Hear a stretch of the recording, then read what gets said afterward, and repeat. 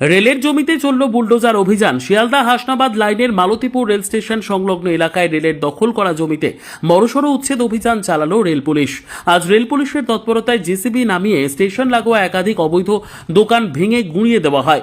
দীর্ঘদিন ধরে রেলের সরকারি জমি দখল করে ছোট মাঝারি ব্যবসা চলছিল, জানিয়ে স্থানীয়দের একাংশ বারবার অভিযোগ জানিয়ে আসছিল। অভিযোগ ছিল বেআইনিভাবে রেলের জমি দখল করে ব্যবসায়ীরা মুনাফা অর্জন করছিলেন এবং প্রশাসনের হস্তক্ষেপের দাবি উঠছিল বহুদিন ধরে।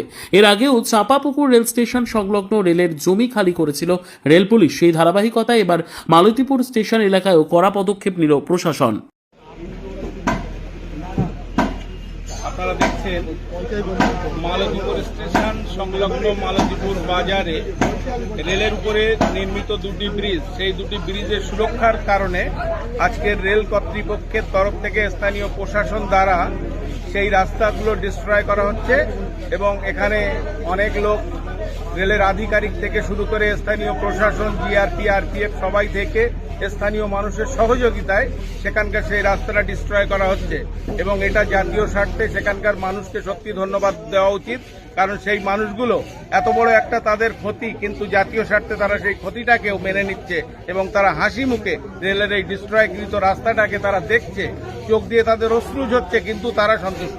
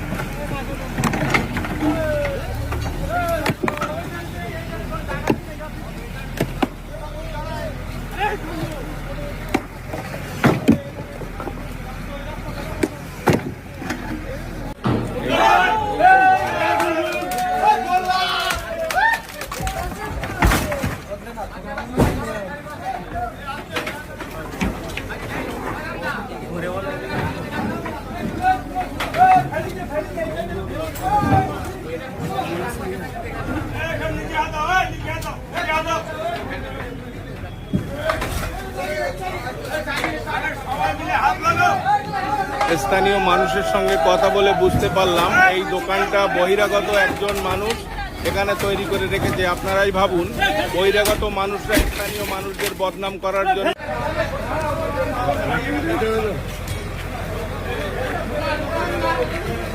আপনারা দেখছেন মানুষ কত ঝুঁকি নিয়ে এই একটা কংক্রিটের এই ধরনের একটা বড় স্ট্রাকচার এখানে তোলা হয়েছে, অথচ সেটাকে চূর্ণ বিচূর্ণ করার জন্য মানুষ